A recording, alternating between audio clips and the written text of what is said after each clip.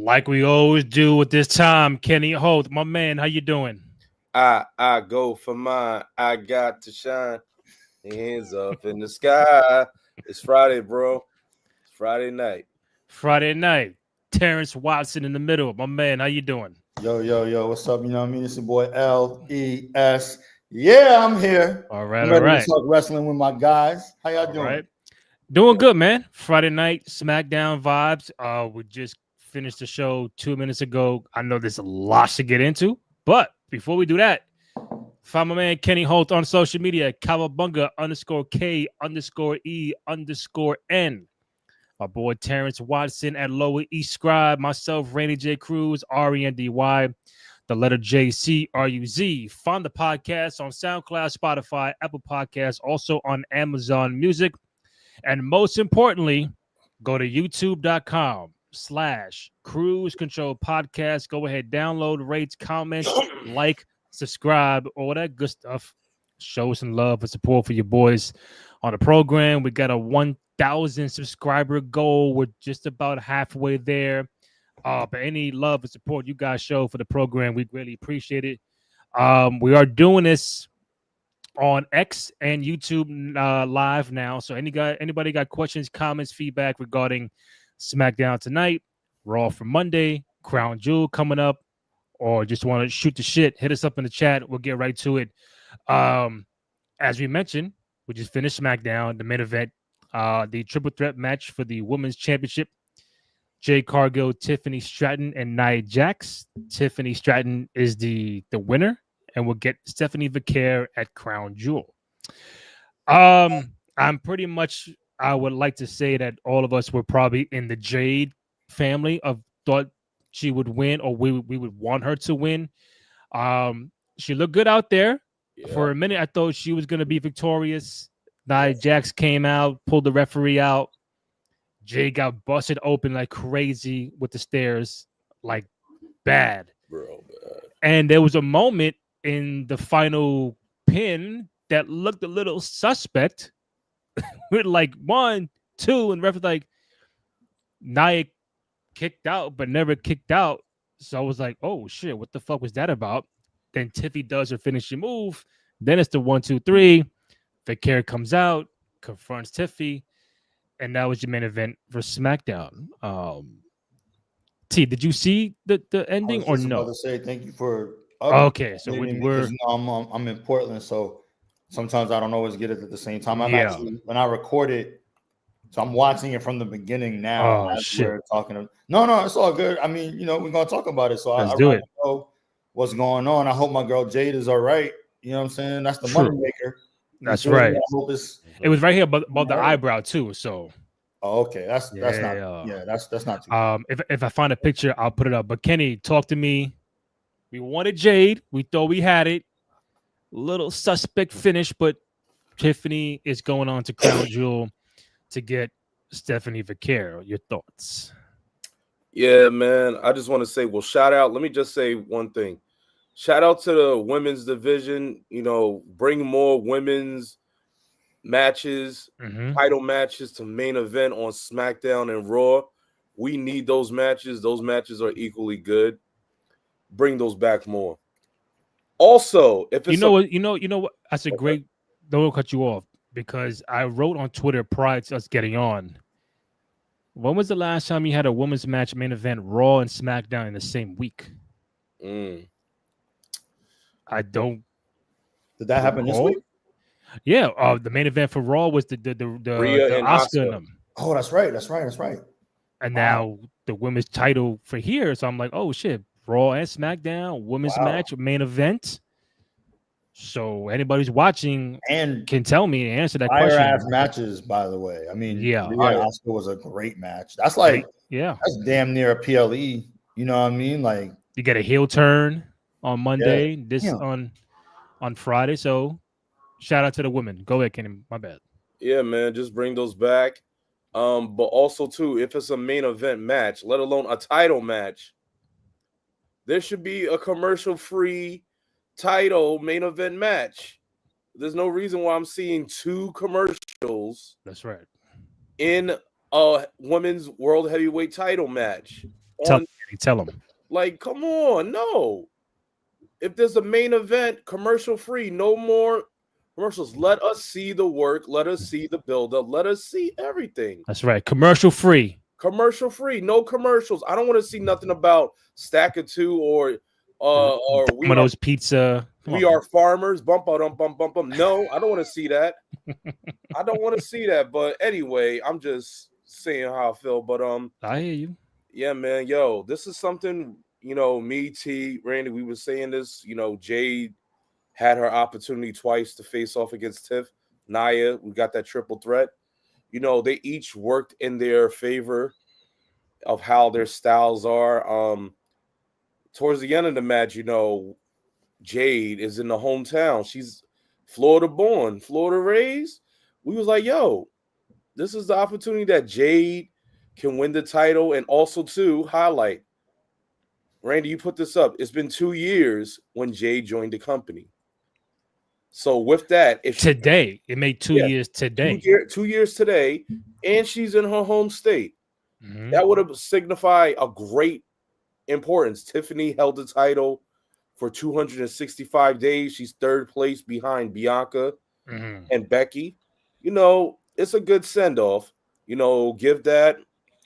Give Jade the opportunity to do so, but Jade, Tiffany really doing good, but on the outside of the ring, heat between Nia and Jade. Nia hits Jade with the steel steps. We like, oh, it's a big hit. But then we don't see it. Like, she's trying to suplex her on the steps. Jade reverses, and then she does a faraway slam on her, and we see blood on the floor. I'm like, oh, was Jade bleeding from her back? I'm like, who's bleeding? Then they showed her up, and Jade went into the camera. You just see gash, blood. Like, my time is now. It's now. And I'm like, damn. I have one question, Kenny. What's up, bro? To you too, Randy. Yep. Did it look badass, though? Because think about what the box with Becky did for Becky. Yes. Was this of that magnitude? Yes, it was badass. I'm like, yo, this is wrestling. Okay. This is wrestling. So, bro, I swear to, as Terrence asked that question, there is a tweet that has the Becky face and the Jade face together. Because you said, did it look badass? Because she was looking in the camera too, like she was saying she was talking to shit. You knew what time it was. But if you bleeding like that, look to the camera, make it look cool. Look what it did for Becky's career. Like, she became the man for real. Once she stood there, broken nose, and was like beating her chest. What's up? Like, word. If Jay played it off, this could be what we needed. You know what I'm saying? Like, all right, I'm gonna let this. I'm gonna show it real quick. Boom. There you go. There you go. Exactly. Respect to Jade. But if she was talking to the camera, talking to shit my time at the same time. This is my time. I mean, listen, she knew what it was. She knew what time it was. It didn't hurt. She a D1 player. She been elbowed before. You know what I'm saying? Yo, my point is this: 2 years into the game, 2 years strong.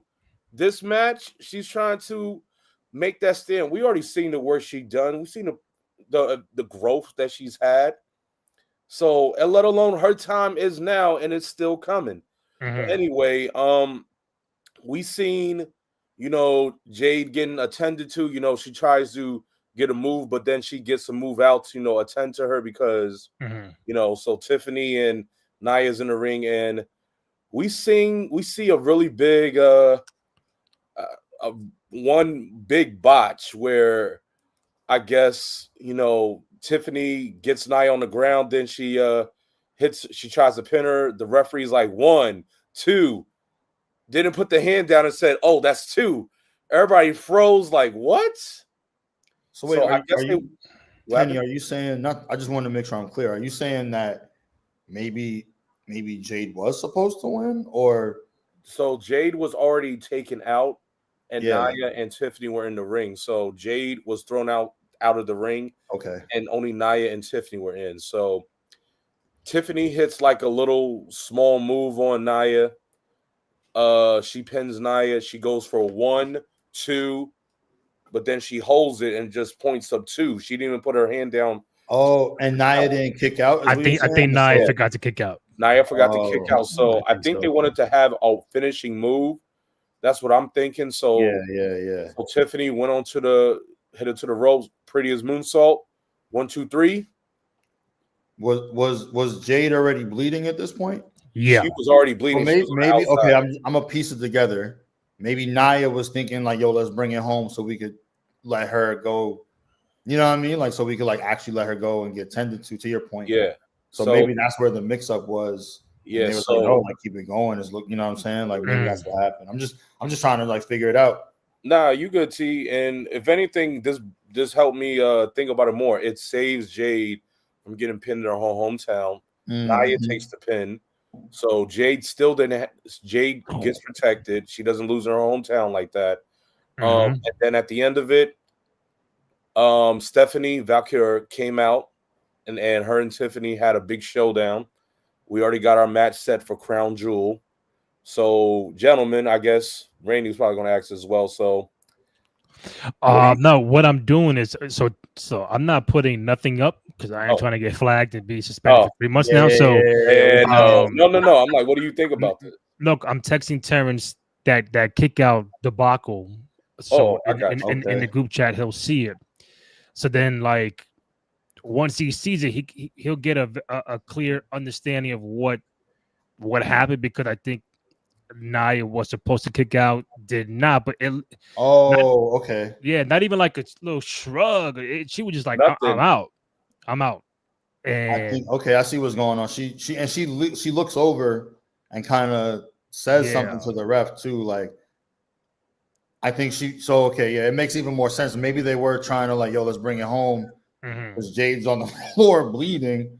You know what I mean? And they just, oh wow, man, damn, that is interesting. I mean, listen, I think people can be saying what they want about Jade, and I think she did really, really great tonight. Amen. She did her thing. Amen. Triple threat rules and everything, and I think adding Nia was a good touch because you're not gonna have Jade go out there 1-on-1 again with Tiffany and lose again. So again, this is why I'm saying that Nia would take the pin. Jade ain't taking no pin, and if Jade had won, she was gonna pin Nia. If Tiffy won, she was gonna pin Nia. Tiffy or Jade was not taking that pin. It just I keep replaying that botch, and now I'm thinking Tiffy and Vicaire at Crown should be good, should be dope.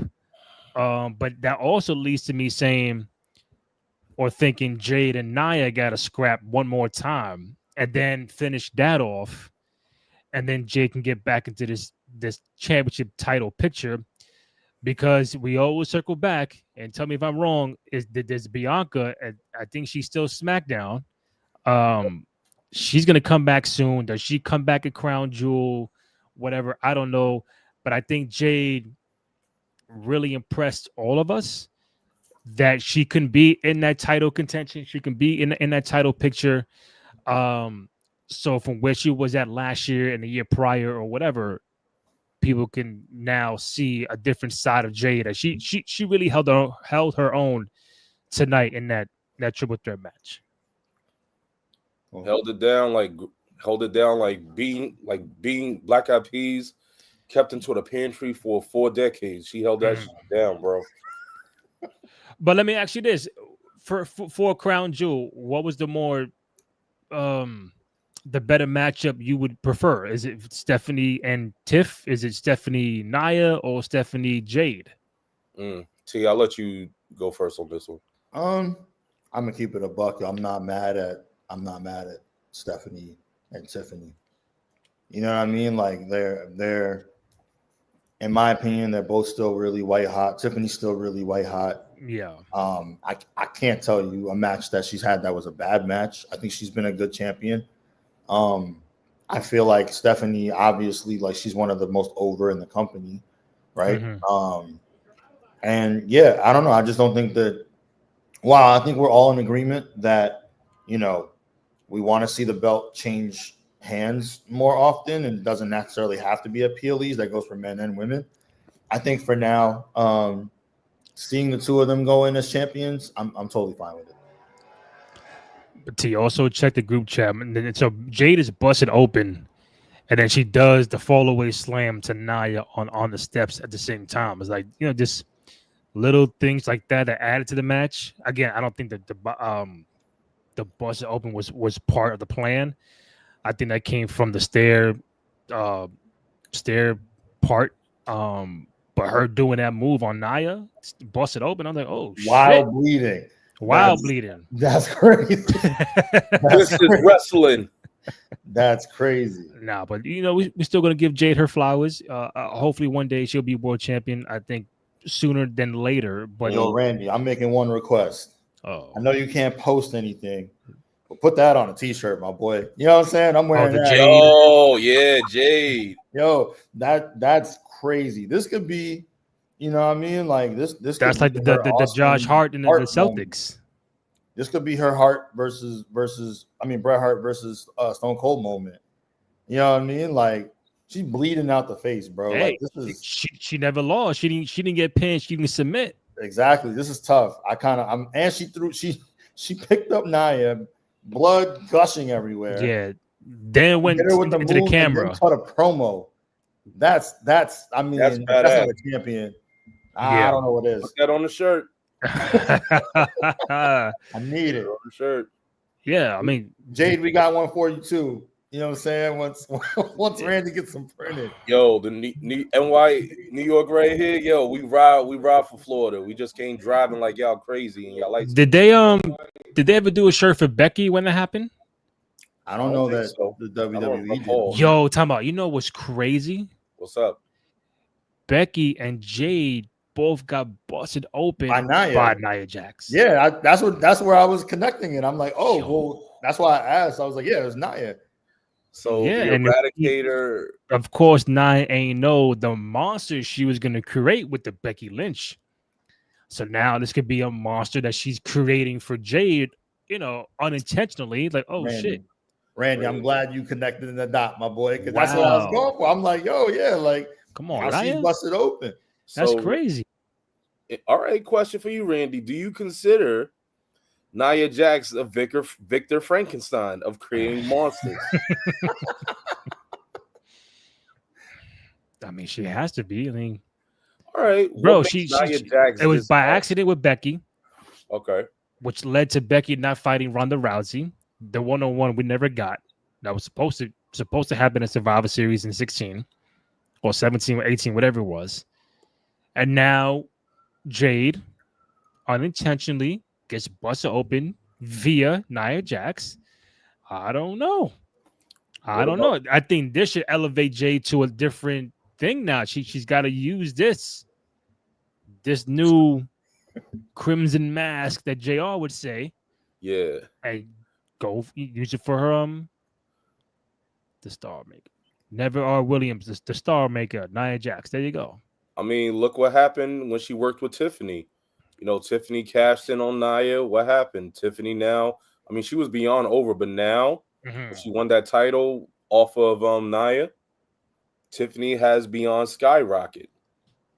So, if anything, would you say Nia Jax is, everyone wants to say because of her, stature, so it's different. It looks like difficult, but if you look at the tail of the tape, if you look at everything that's left, those who face Nia Jax has known one thing: how to work with other statures, other bodies, wrestling styles, and everyone that's always wrestled with Nia Jax has always succeeded. Became a world champion, became a Royal Rumble winner, Money in the Bank winner under her in some form of way, or tag team champions, or something successful. So are we giving credit to something with the Nia Jax rub? Is that what we're saying? That you get in the ring with Nia, you're gonna balloon to this super megastar? Is that what we're saying? I believe so. I mean, hey, create monsters, call her Victor Frankenstein or Nia Frankenstein, because guess what? I'm the creator of all things. Yeah. I'm still the monster. And guess what happens every time she steps into the ring in the Royal Rumble? They all try to stop her. Yeah, but guess she what? gets RKO'd. You still cannot stop her all at once by yourself. That's why you need all the forces. All I'm gonna say is now that she's got this moment, we need a Jade Cargill highlight set to either Creed or Limp Bizkit. Oh shit. When you are with me, Sing it. Mhm. Sing it, Ken. I'm careless, I believe. Yo, exactly. That's what we need. You know that meme with the headphones like this? Oh, really, Randy? I thought I was hitting my best verse. I was really going in. I'll tell you one thing as we move along. Congrats to Tiffy. We'll see you in Crown Jewel. Since it was in Orlando today, not sure if you saw it, T, but a fucking hellified match with Sami Zayn and Javon Williams, right? I'm bugging out, Williams. Yep. All right, make sure Javon Williams from NXT took on the United States champion Sami Zayn in the U.S. title challenge. Man. Being in Orlando, got a good crowd reaction. I think the crowd tonight was really, really good. They were up, up all night, and great match. Sammy still wins, but I think it was a good thing for Javon to get that shine, and I don't think he should go back to NXT after that outing. But we'll see what Shawn Michaels does. But Kenny, I know T did not see it. What do you make of the Javon and Sami Zayn match? I thought they worked very well. Sammy really, it really showed that with Sammy, he really works with a lot of like very athletic guys. Works with, i.e. Carmelo Hayes. We saw him work with Carmelo. We saw him work with Montez. Now we've seen him work with Javon. And Javon, NXT, everyone's gave him the chant, but Javon can put up on show. Like, their chemistry was working well. They were making some great highlights, some great moments. We're veteran versus NXT, but man, Javon had about 3 opportunities where you thought he was going to take the title from Sammy. 3 opportunities on a person that Sami Zayn has been putting into work. If this doesn't really sell you right now about what's cooking, what Sean's cooking down in NXT, Javon, he's ready. He's shown, him, Oba, Trick. Javon really can go with it. I think him down the line, he's like NXT's modern version of their own Jeff Hardy. He's fearless. He's able to do something, put his body on his line, ready to take a bump, ready to create a highlight, a human highlight reel. So, if anything, I think Javon gives himself a call up into the roster. If anything, if I'm Black Panther, I'm like, get this man a contract. Real quick. Yeah. I think it's Javon Evans. Real quick. We all fuck up. You know what I'm saying? We all players fuck up. Players fuck up. Sorry. Players fuck up. Because I said Williams, right? And Kenny, Williams. Like, thanks, it's all good. Appreciate it. Yeah, but that's the point. He's in the next NXT. We still, getting to know him. The only reason I remember because he's one of my favorites down there, the young OG. And I really like those comparisons, Kenny. I might add a little RVD, a little Eddie Guerrero. I don't know if you guys saw it, but he had a really good match with Randy Orton a while back when Randy, I think, first came back, because I know Randy's one of his favorites, and that was kind of one of those, like, meeting your idol. And what stuck out to me is he kind of messed up on the RKO at the end, and Randy still kind of was able to catch him and finish the job. And in the ring, Javon, like, very remembering who Randy is, he looked up at him and was like, "I'm sorry." And Randy was like, "Kid, you're all right." Like, a very different Randy. You know what I'm saying? This isn't the same Randy that damn near put Kofi through the fucking right. Yeah, he wasn't. He's a different Randy. He's a leader, a locker room leader. He's I'm just here to get back to the game. But I got nothing but love and I'm anticipating so much for Javon's career. The young OG, shout out to him. And to your point, I will say this: I think he's not quite there yet, but I'm glad they're giving the main roster audience a little bit of like, yo, this is what we got down in NXT. I think obviously we'll see Trick and Oba.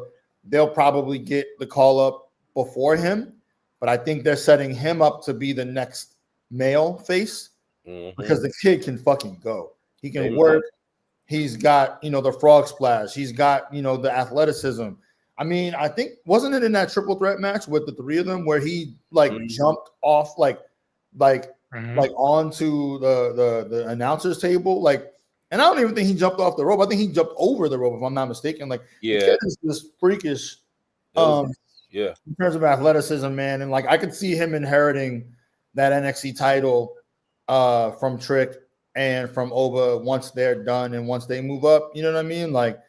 NXT is hot, man. Him, Joe Hendry. You said it. Ricky Starks. You know what I'm saying? I think they got they have so much, to work with down there. And I don't not to go too long. Sorry, my bad, guys. But I watched Sean's interview with Chris Van Fleet. And Sean even said one of his goals is to make NXT stamped as a money earner in terms of standing right next to SmackDown and Raw as the third show, really. Yeah. And he wasn't sure what the numbers look like in terms of whether they actually, how much they, whether they produce money just yet, but he still has goals in terms of growing it. So yeah, I think they're going to take their time and let him build to the main roster. I mean, shit, we still ain't seen them do nothing with Carmelo yet. So, you know what I mean? Right. Yeah. You know what I mean? So, we got time, but I'm not surprised, man. I'm happy for the kid. Because you mentioned we mentioned NXT and everything. So they also have No Mercy tomorrow night. Is it tomorrow? It is Yep. Tomorrow. No Mercy. Javon will be on the card. What is that? Is that on Peacock? What is it on? Peacock. Still on Peacock. Okay. Peacock. NXT will be on Peacock, while the other PLEs would be on the Worldwide Leader. The Worldwide Leader in $30. For those who are watching us on X, thank you. We appreciate it. Over 130 have chimed in at some point in time throughout the broadcast. Any questions, comments, feedback you might have regarding SmackDown tonight, Raw on Monday, or upcoming for Crown Jewel, hit us up in the chat. We'll get right to it. Or if you're watching on youtube.com/Cruise Control Podcast, go ahead, download, comment, like, thumbs up, all that good stuff. Show some love for support for your boys. On the program, also tonight on SmackDown, return of Jacob Fatu and Randy Orton. So I know it's been, from a social media standpoint, it's been a real rough week for Triple H because people have been getting on him about, WrestlePalooza, the surprises. You said one thing, but didn't deliver. And this, is he the right guy? All this stuff. So at some point in time, he must have saw that, heard about it. Where's the returns? Where's Roman? Where's Charlotte? Where's this? Where's Jacob? Where's Randy Orton? You're booking. We saw Jacob tonight. We saw Randy Orton tonight help out Cody Rhodes from the division with Braun Breaker and Bronson Reed. And then that was it. Jacob Fatu returned to confront Drew McIntyre as he was explaining himself about why he lost against Cody Rhodes. So those two are back in the fold. We'll see what they do going forward. I think Randy Orton should have some input in that Crown Jewel match against Seth Rollins. I'm waiting for the heel turn or the semi-gray area heel turn from Randy, because I think once he RKOs Cody, they're going to fucking cheer him. So he might be in that gray area. So I don't think it's the full heel turn for Orton, but nevertheless, return for Orton and Jacob Fatu tonight on SmackDown. I did see Randy because he's early in the show. So I did see him pop out and I was excited about it. I'm like, oh yeah, finally. But before we even get I do want to backtrack. Because I've been thinking a lot about, to your point, how much flack Triple H is getting. Honestly, I don't think it's fair. I mean, look, it is fair to criticize someone. Let me make that clear. Like everyone's open to criticism, but at the end of the day, if we look at from the past year, from the past two, even the things Trips has been able to do and the heights he's been able to take wrestling, and the mergers he's been able to make and seamlessly make, like Dom Mysterio going to Double A. Is Double A or Triple A? Triple A, and Grande Americano. There's like 5 of them now. You know what I'm saying? But also going to AAA. Their work with TNA. Like, I don't know. I just feel like, look, of course, there's some things that we don't love. I don't think any of us are fans of, say, what happened post heel turn for John. I don't think any of us are extremely happy with, like, no titles changing hands at Saturday night main events. We all have our criticisms. But if we look at the scale, right, I just feel like Trips is doing a bang-up job, man.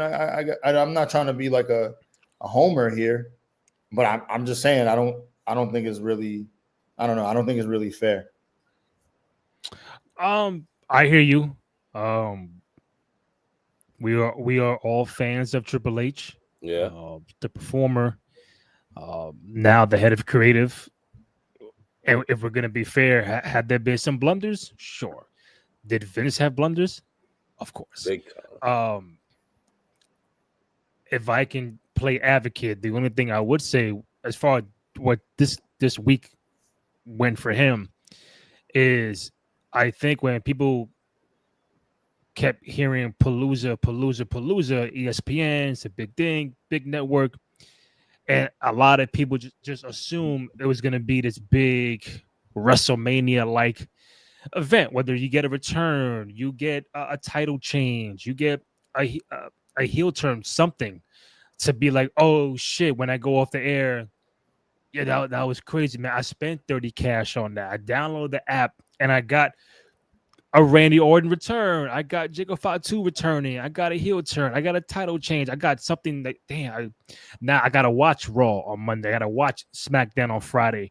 And the next PLE on ESPN, I'm going to redo my subscription. I'm not going to cancel it because they didn't give me what I wanted. So for that aspect, when he kept saying we're getting surprises, it's a spectacle, I get what people are saying that they kind of under-delivered for Palooza. It was 5 matches. It felt like a semi-Raw SmackDown, like a Saturday main event. They just did it, and nothing came out of it, especially how John Cena lost. So that was another big aspect to why people felt the way they felt about Palooza. So you add that, Cody's still champion, no returns. You get a new champion in Stephanie, but it was like that. The way it was sold is what I'm saying. The way it was sold, and like that was it. So this week was a lot for him to take, and people were questioning: is he the right guy? Should he be the guy? That's wild. But that's wild. But that comes with the territory, bro. Oh, for sure. And now tonight, I think tonight was a sign that he's hearing people. I get it, fellas. All right, I'm gonna give you this. I'm gonna give you that. All right, now today was a little in the upward direction. We'll see how Raw goes. And I think the next PLE, Crown Jewel on ESPN, that's where it's gonna hopefully click, because if you can book a John Cena AJ Styles match via social media, even though I keep hearing it was supposed to be that way because John is not appearing on Raw the next couple of weeks, you build a match through that. Now, was that planned, unplanned? We don't know, but people are just out there questioning, like, oh, is John Cena taking matters into his own hands, booking his own matches? We don't know, but maybe it's all part of the plan. Yeah, and I mean, you know what? We shouldn't know. I think we know enough in terms of stuff that happens behind the scenes. They even have a whole new series that brings us even further back behind the curtain. Some of the magic is that we let the motherfuckers who dedicated their entire lives to this be those people. You know what I'm saying? So sometimes you just got to trust the people who are the true, like, genuine, like, experts.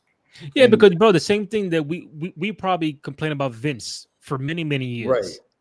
And then it's like, come on, Vince, come on, this is whack, terrible, garbage. But then one or two things pop up. Oh shit! Like wow, then you reel me back in. You reel me back in. You missed 10 shots, but you make the next two. Oh shit, bro, that was clutch right there. I got clutch. Kenny. I got a question regarding this. It's almost as if like people don't remember that sometimes it's a little bit of a slow burn. How do you feel? I feel as that, as a fan, I can only speak this as a fan because I don't work for WWE. I have not been. No shit. Thank you, Randy. Thank you. You should apply for something. I love the way you called triple threat. You called triple threat match like a month ago. I call it as a fan. I think it's the one thing about it is, we see the thing is, fans, we see Triple H. We saw him as the game. We saw him as the cerebral assassin. We saw him as the performer, right, entertainer, and we saw the magic he displayed, how he went out. Now, some people can separate, do some differences. This is Triple H different. This ain't even Triple H. This is Paul Levesque. And for one thing is which, we got to probably understand that this man is human. The man is putting on what we have, as T said, we can't always see everything or have it right then and there. The magic has to form, and we have to wait to see it. Sometimes we just have to, as much as fans, I said this before, we got to be patient. As much as we want it now, but also some things we can't have. I mean, we look at I think the thing is we're looking at Triple H like he's the new owner or he's the CEO because Vince was probably the previous owner, and so everyone knew that Triple H is now the next person we're seeing that's replacing Vince. But Vince's position were totally different. Vince owned the company, while Hunter is the chief exec. He controls the creative aspect. Yeah, not really like the owner. So that is where we're very much misled. We have misinformation about. So I think some things should really be kept in. Like, I know we saw Unreal. They showed us crumbs of magic and how it's made. And you know what? I think it should still be kept secret because that gives more of a big reaction. Yes, probably we're all talking about it online. We crying, we bitching about it. Yeah. That's when Triple H is like, you know what? They can cry, they can talk all they want. ESPN, that has nothing to do with me. Yeah. Probably going to still pay it. But guess what? Probably in 2 months, 3 months, or whatever, I'm going to drop something that's probably going to make them be like, wow, Triple H is the greatest. Yo, we take it back. But then, 3 months later, they're going to hate me again. Hey. It happens. Hey, man, for one thing is which, if you want to be the best sometimes, you're gonna have a lot more enemies. And guess what? Those enemies, they probably still gonna respect you. And if anything, this symbolizes Triple H's character. Everyone hated the game. Everyone hated Triple H in the ring. But he was still that damn good. Paul Levesque, we like what he makes. He makes some good magic. We may hate how sometimes the motion goes. Some people don't win the titles. Some people don't get put over. But hey, when it's good, it's that damn good. And you're right. When it's good, it's great. Oh, it's the best thing. Triple H Booker of the Year. This is fantastic. When shit ain't going right. Oh, this guy should not be in charge. What's going on? And we go through those cycles. We go through like Kenny kept saying, like a guy like Carmelo. How come we're not pushing Carmelo? Or how come we're not pushing this person, that person? How come they're not tag champ? How come? My only thing is, from a booking standpoint, and I said it many times, you can catch the crowd off guard if you give me a more frequent title change to all of the titles. I'm not a fan of you winning at WrestleMania, and then you hold on to it to August, SummerSlam, and after August, is WrestleMania. Like, when's the last time you saw? And again, Roman was the anomaly. You can't. The Cody run now is not as fire as Roman, and that's a fact. That's a fact. It's not as fire as Roman. Roman being champ for 4 years sparked off all these other storylines that lasted for 4 years, bro, and it involved like 19 people. Everybody on the roster was involved somehow, some way in that bloodline story. So even before Vince left, Roman was still champion. Vince saw the vision of Roman. This is my guy since he was pumping him since what, 18, 19? Yeah. And it kept going and it kept going. And the fans, yo, I don't want Roman. Get him off. You're forcing him. But like Terrence said, you got to be patient. You got to play the game. And ultimately, they make that turn. Oh, Roman's the best now. He's great. He's top 10. He's a GOAT now. It's like, let things play out.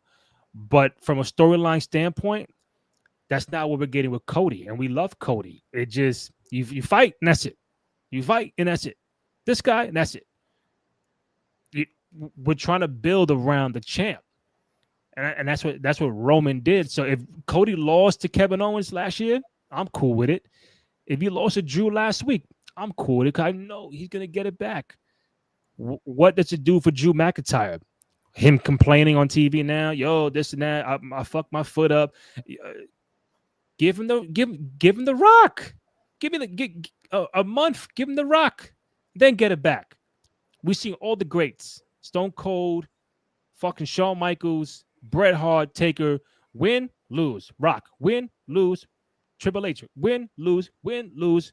Why have we become stagnant the last couple years? There's no written rule. You can't lose it at the fucking Royal Rumble, on a random Raw or SmackDown or Survivor Series. That's what I'm saying. I need more hot potato with the titles. No, I agree. I feel like we if there's anything we all can agree with, it's that, right? Like Roman, to your point, was the anomaly, man. I don't know, and Cody just seems like as a face, he seems like you root for him when he's in pursuit. It's just hard to build around him when he's chasing it. It's hard to build the storylines around him when he already has it. You know what I mean? Like it's not as, because I tell you this, and real quick, Dylan Cook, they should push Chad Gable. I agree. I like Chad Gable, the real Grande Americano. Dylan said Cody is a terrible champion. I think it could have hurt them, but once you finish the story, then it's like, now what? Because the entire build to that was awesome. To lose at 39, win the Rumble again, then The Rock gets involved, and people get hurt, and you gotta mix and match. I win the title. Now what? Who's chasing me now? Who's my adversary? Like, come on, like who we got? I feel like his best matches too, Randy, like so far, have been with people who he's had history with. Like an AJ? Yeah, like his best matches have been like, so I'm saying that to say, like, with Roman, all of them, not all of them, I mean, not, glaze as the kids say, but his matches were really good because he was able to like raise the stakes. He was able to like bring other people up and kind of elevate them. And I feel like Cody's run isn't doing that. And that's where we're all a little bit like, But is that on him or the booking of the title reign? That's the question we got to ask. That's the question I'm not sure of, to be honest. And that's where to you with Triple H, how are we booking Cody Rhodes? How are we booking all of our champions? Well, Dylan said Triple H can't book champions. That's it. I think he can. I just like Terrence has said many times, everybody can be in the title picture. They There's a can't. lot of champions. You Like just gotta T's wait. a big fan of LA Knight. He could have been a champion at least once in this last year or so. Jay Uso got the strap, lost it. Gunther got it, he got hurt. Randy Orton has not been champion in God knows how long. He doesn't need to be champion. Drew McIntyre last champion when nobody was in the fucking crowd. Like, can we get, again, not just Cody? I give you IC belt. I don't care who it is. US title. It don't matter. Tag titles. It just what we got going on, and that's where fans could feel like this is boring, stale, stagnant. Like we all wanted Jay to win. We felt the Tiffany time was kind of running out. Let's see what Jay can do with the strap. But apparently, this Tiffy time is still going, and that's what we gotta go with. It's almost like you can compare wrestling to fruit, to what's in season, what's still in season. Because you can put it like it's season. Because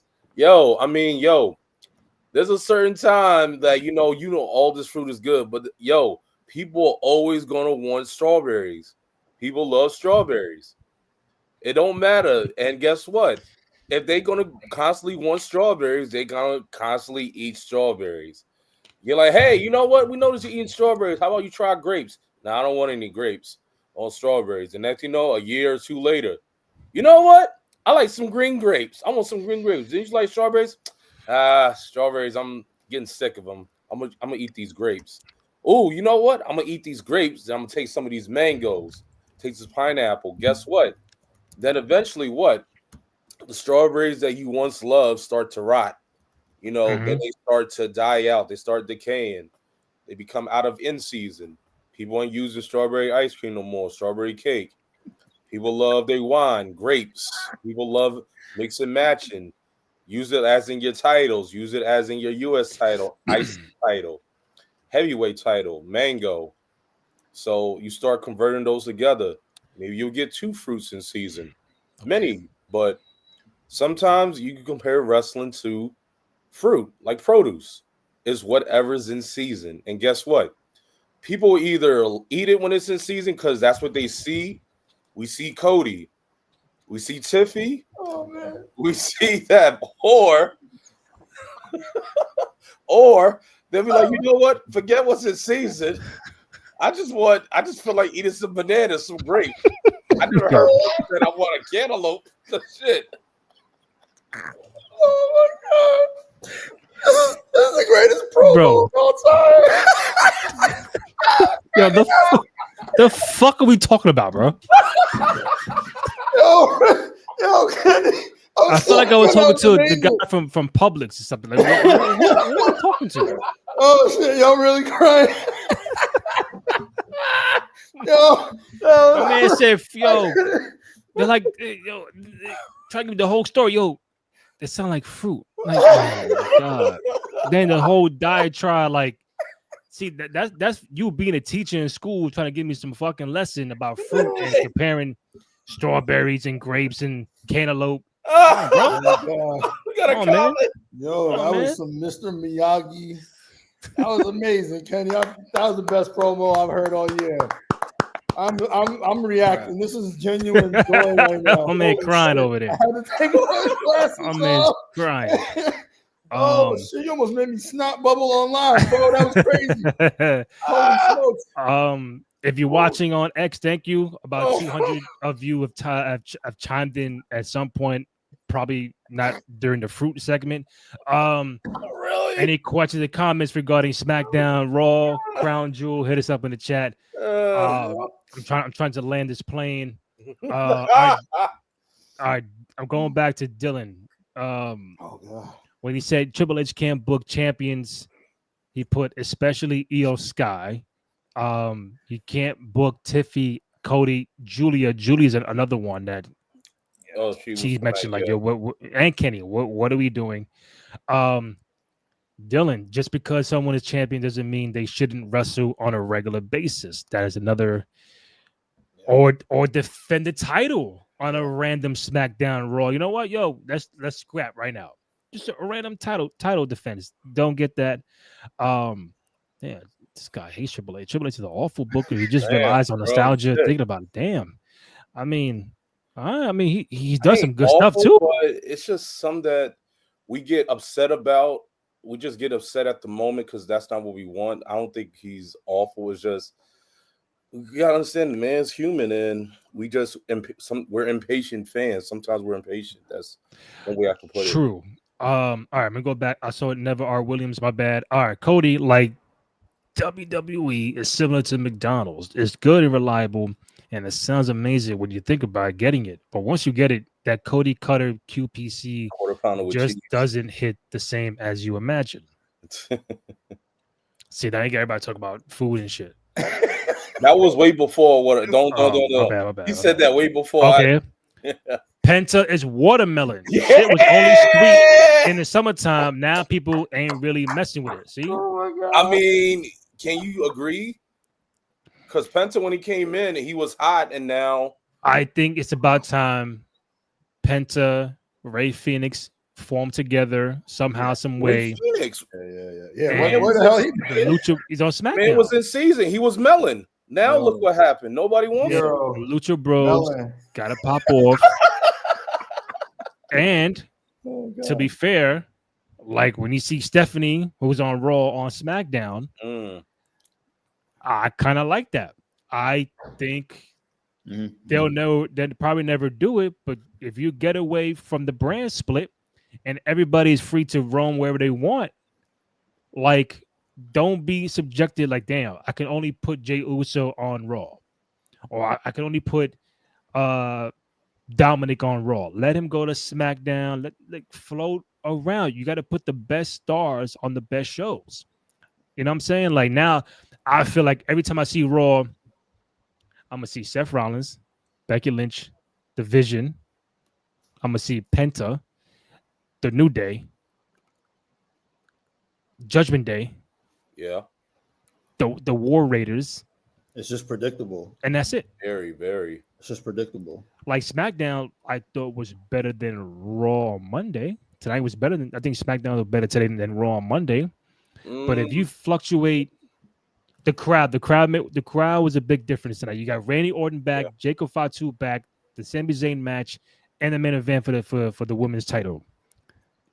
That's all in 2 hours. You bring up some good points, Randy. I think like here's where I'm okay with people having a home. I'm on the SmackDown roster. I'm on the Raw roster. But to your point, I don't think that should limit you if you have beef and we need to cross-pollinate and make a new fruit. You know what I mean? Maybe we need a seedless banana. Seedless banana. You already got seedless grapes, seedless apples. Yo, Dylan, SmackDown and Raw have been terrible the last few months. So before we damn triple. All right, you know what? Wow. All right, Dylan, I hear you, bro. Tell him why you mad, Dylan. Dylan cooking. Where is the rest of American Made? Triple fraud is terrible. Wow. This guy. My man's cooking a pan season. Never. Phoenix is cantaloupe. Ain't nobody messing with that in the fall. I mean, honestly, have y'all? I mean, like someone like Ray Phoenix, when the man came in, it was blown up. Let's say he was the cantaloupe everybody wanted to have, but now, you know, he had a couple matches, had a couple tag matches. He was with the LWO. Now he's just. But the Andrade leaving, yeah. Now left him like just hanging now. Now he's left. Now Can he's I piggyback in that real quick, Ken? My bad. I didn't mean to tell you about this. Go ahead. That's another question. Because as much as I can be like, yo, the highs have been super high on the trips, and we all appreciate what he's doing in that regard and expanding it and ESPN and Netflix and TNA, and I love it. But the lows have been low because are we just gonna get rid of LWO? You bring in people and like Ray Phoenix was hot. Why didn't we get a chance to see him and his brother? Because they're really brothers too, right? Yeah.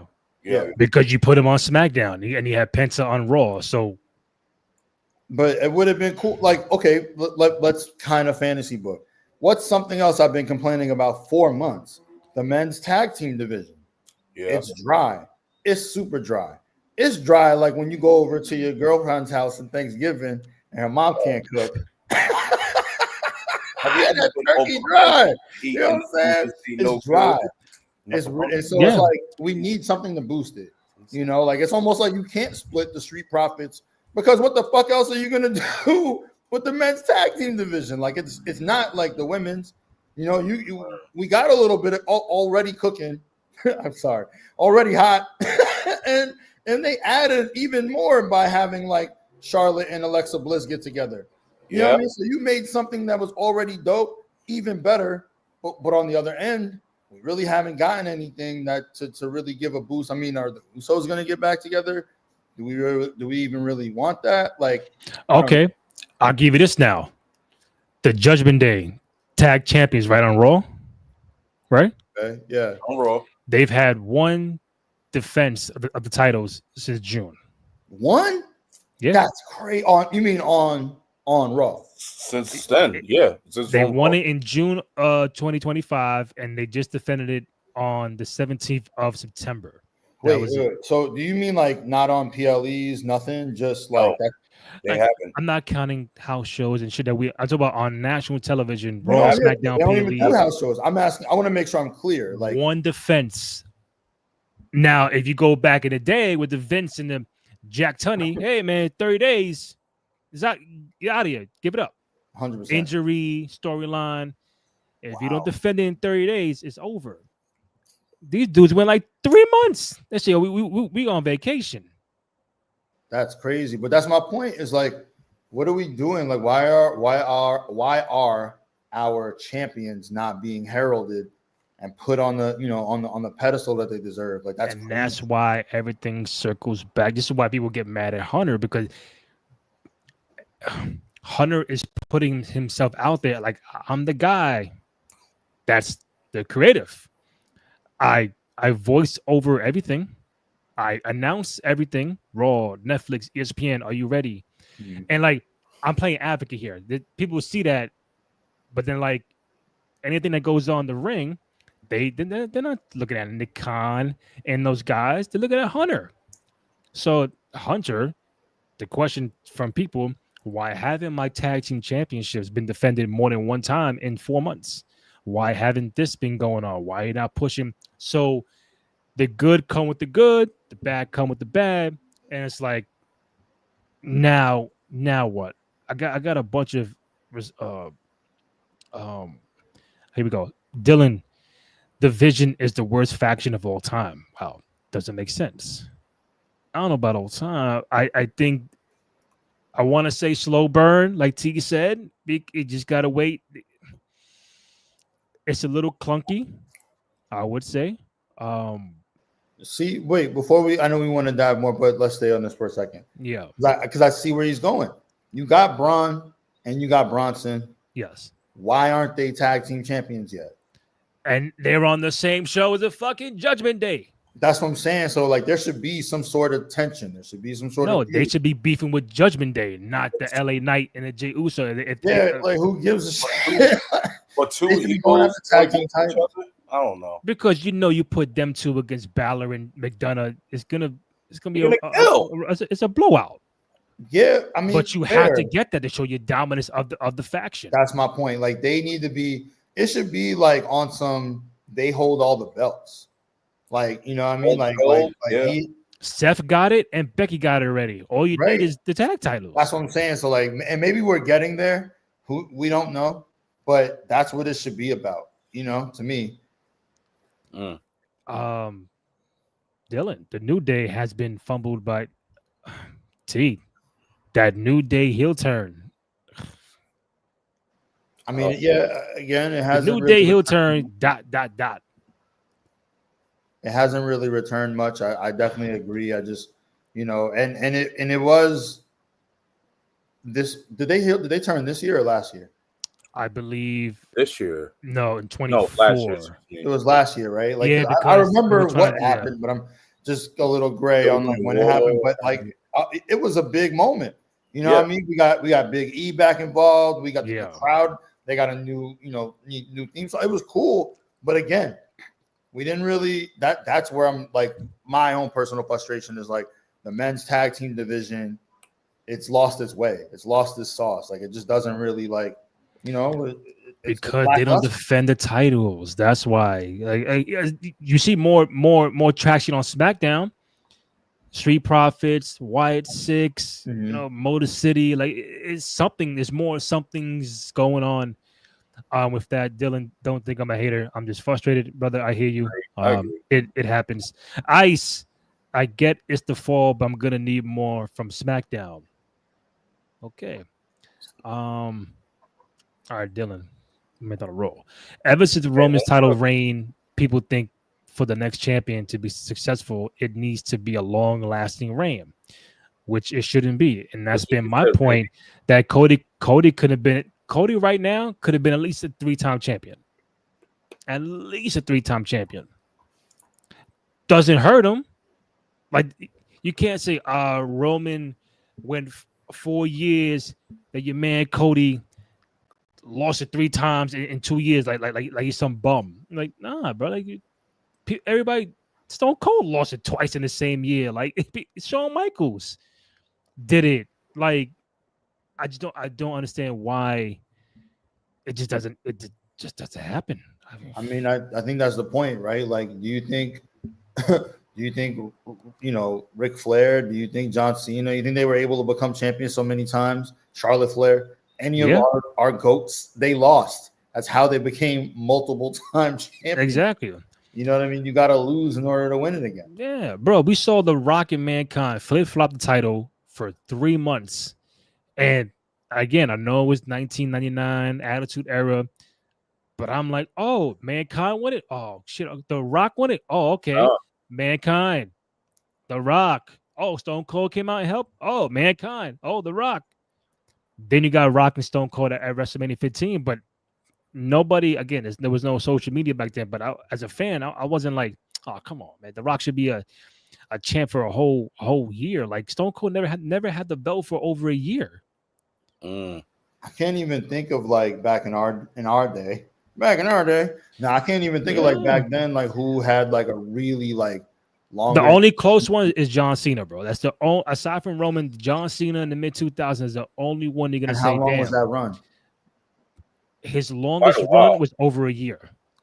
But that's my okay. So a year and some change. Yeah, we never saw titles be held for more than 3 months.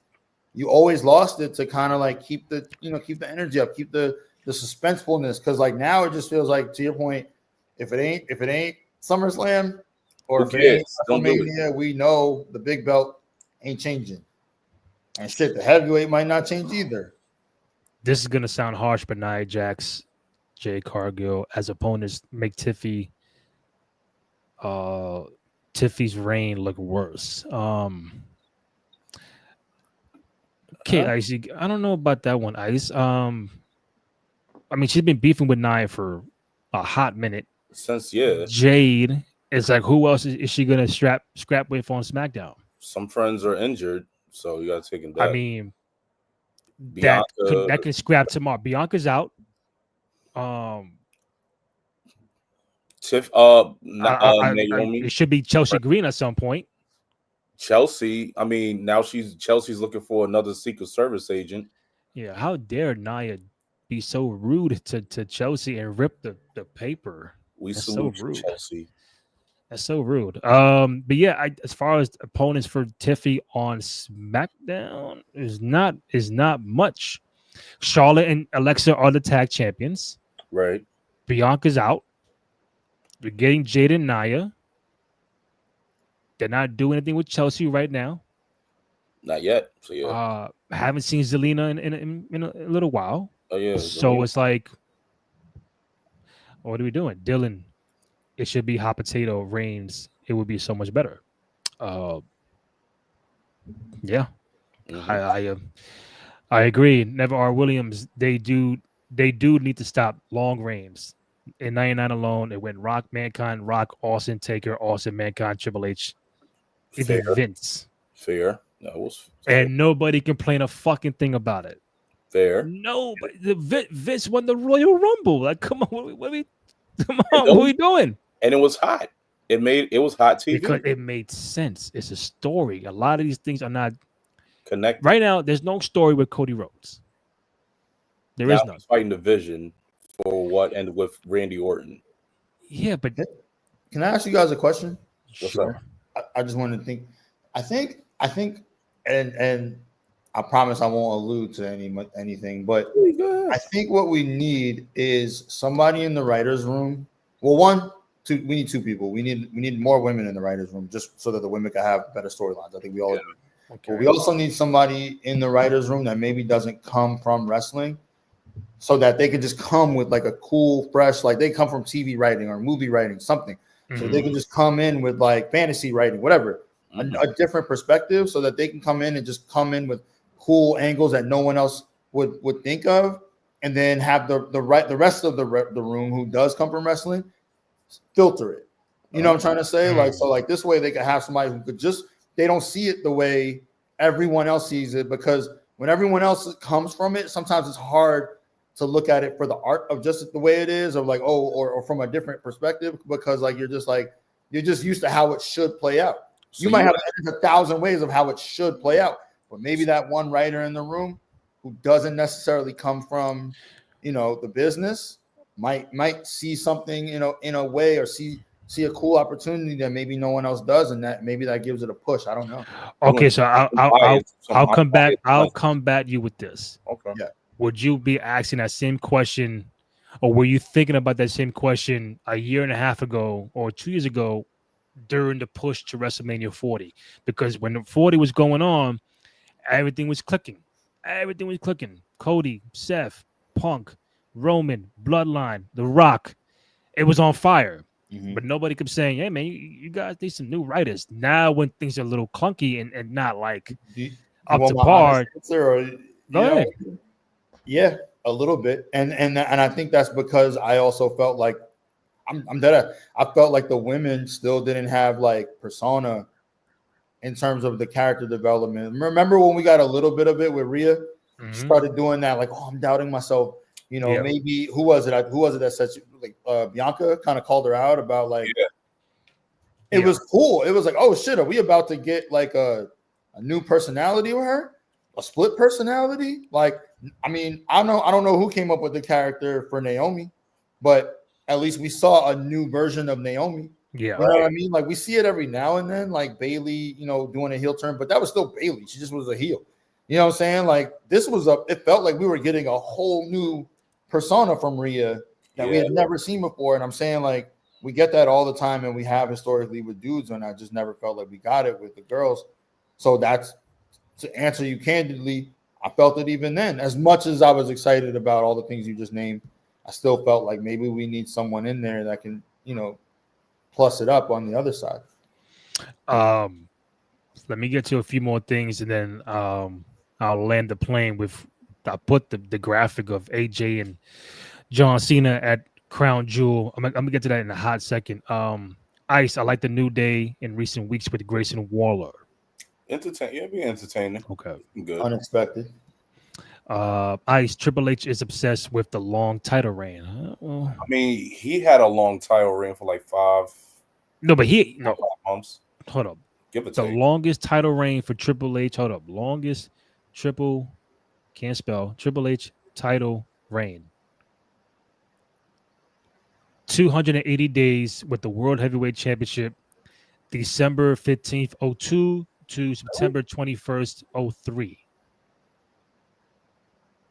Really? Huh? And his 280-day reign was the longest of his 14 World Championship title reigns. So not even a whole year for Triple H. Multiple times? Sure. One long-ass reign? One time. Dylan, Cody should have been beefing with Randy. Triple H just be taking too long for the payoffs. Because the payoffs seem to be at a SummerSlam or WrestleMania. You can pay shit off at Royal Rumble, Survivor Series, Money in the Bank. Like, Raw SmackDown, bro. I've seen shit pay off at a Raw SmackDown before, They or a rival begin at a Raw SmackDown, or a title defense can take place on a Raw SmackDown. I think one of Sean's early Intercontinental wins was on a Raw back in the day. I mean, of course, we're talking about back in the day, but like that was one of his Intercontinental champion. Like, yeah, like why don't we get more of at least the mid card belts changing hands at on Mondays and Fridays? You know what I'm saying? Like it just I don't know. I'm with that. Well, recently Sammy won it before Clash in Paris, the U.S. title. Mm-hmm. Jey Uso won it from Gunther on that Raw. Rhea won the World Heavyweight Championship from Liv on the Netflix debut. Io beat Rhea for the title on Raw, as you appointed to, when Rhea was having her episode. So the last 5 title changes I can recall just now: Sammy and U.S. title. Io beat Rhea on Raw, like Kenny mentioned. That didn't the tag titles got changed? Yeah, Liv and Raquel beat Becky and Lyra. Okay, right after the men's that ladder match with the Street Profits and was it Wyatt's in there? It was the one that did not make WrestleMania. The one they had it prior to WrestleMania. Oh, yeah. The title change that was a title change. Was that a triple threat? That was a triple threat TLC match. But no title change. Motor City was in that too, yeah. Motor City, Profits, and Wyatt's. And then what? Zelina beat Chelsea. Then Chelsea lost it. Who was it? Oh, Julia. Yeah. Okay. What are we doing with Julia? And Naomi Cashin. There you go. Naomi Cashin. That was at Evolution. No, but I'm saying a title change. It happened at Evolution. I know that. I'm telling you, that's one of the latest title changes in general. What? Yeah, I mean, I guess that's my last beef. It's like, what are we doing with Julia? She was so hot. Like she was equally as hot as Stephanie, in my opinion. Yeah. Everyone was hyped. Everyone was excited. I legit, like, no lie, I thought they were gonna come in as a tag team for, you know what I'm saying, just because the women's roster so heavy at the top. I thought, but I'm not mad at what they've done with Stephanie at all. And I mean, yeah, Julia's champion, but I felt like she was rushed a little bit. Dylan, Sean should take over. Hey, you're never gonna get no argument from me about what we should do with Sean. No, heartbreak kid. Keep Sean with NXT because NXT is cooking. Nah, you're right. Keep him down with NXT. Few more. Never are. Julia was Honeydew. You know the rest. My man. Honeydew Melon. Hey, wrestling's fruit. Put that on the t-shirt, Randy. Ice. Maybe this year's Survivor Series we get something. They're doing it in a stadium. They gotta come. Where's Survivor Series this year? The Padres Park, California. Petco. Oh, home of that's one of Cena's last stops, right? For Survivor, yeah. One of them, yeah. Because we know he's gonna get Crown Jewel, AJ Styles. Right. So that was made via social media. Whether it was kayfabe or not, we are getting John and AJ one last time at Crown Jewel. What do you guys think of AJ getting one of the final spots on the world tour for John Cena? I think this is a match that we should have gotten way beforehand. Like, I think that match would have done well, especially when both of them were at their premier prime, especially within, I would say, like anything from 2008 to 2014. That would have been phenomenal. No pun intended. But well, AJ wasn't in the company though. Wasn't? When did AJ got there? 2016. My mistake. I'm way behind. See, you got all the fucking fruits in your head, man. I don't care. Wrestling is fruit. Fruit is wrestling. Put that on a shirt. But anyway, man. I feel like we're getting AJ and Cena now, like towards the end of their career, and I think it just really pays. It's like a homage run and a nod for respect and saluting the greatness of both of them. Recently, Cena, has been He knows this is like towards his last end. He's been performing some good matches. Mhm. AJ is still doing some good work as well. So I think this will be a match that I think the crowd was waiting for. It just would have been nice if you would have seen like a good story to go with it, but people are going to acknowledge the work nonetheless. So then, what do you do at the crown jewel? First of all, who goes over, AJ or Cena? Mm. And then whoever you picking as the winner, what do you do with John after that? Because he's down to the Raw in Boston, the Raw at the Garden, Survivor Series, and Saturday Night Main Event. So we're down to 4 after AJ. Even the Miz has said like, "Yo, the fuck, yo, I beat John Cena at WrestleMania. Where am I at in this world tour? Why can I get involved with the AJ and Cena joint?" Shout out to my boy Adrian with the interview. So Miz expressed himself about, yo, what's up, man? Like, yo, could it be a world where this tour gets extended? Like, is Cena really married to December 14th, 15th? I'm done, or do you think this? Come on, Cena. Let's staple some more dates on for you. Like, give me to WrestleMania, and then we just and we good. I mean, I to answer that, my gut says he's gonna stand by it. My heart says I hope he goes out at Mania. I feel like he's such an icon. He deserves to get the other matches that he didn't get. True. Right. And it would kind of like do a not that it would put a bow, but it would put to the side the matches that we didn't get, and it would make the kind of like, I don't know, useless heel turn at this point like mean a little bit less. It wouldn't be this big of a blemish because, like, all right, you know what? Since things didn't go exactly the way we planned, let's push it out to WrestleMania. What is that, like 3 more months? Yeah, that's it. We give us 4 more matches, 5 max in that 3-month span. Retire at WrestleMania like the true legend that you are on some Ric Flair shit. You know what I'm saying? Like, and go out, you know, giving the people what they really truly want. I don't hate that. As a fan, my heart says I hope that he sees this. Write this. That's right, John. Now, you know what I mean? And hopefully he sees this, you know. But I don't know. My production hat says he's not gonna do that. He's just gonna go out. So does John Cena win at Crown Jewel? I say he wins. I would think so. I say he wins, and it leads up to possibly something at War Games.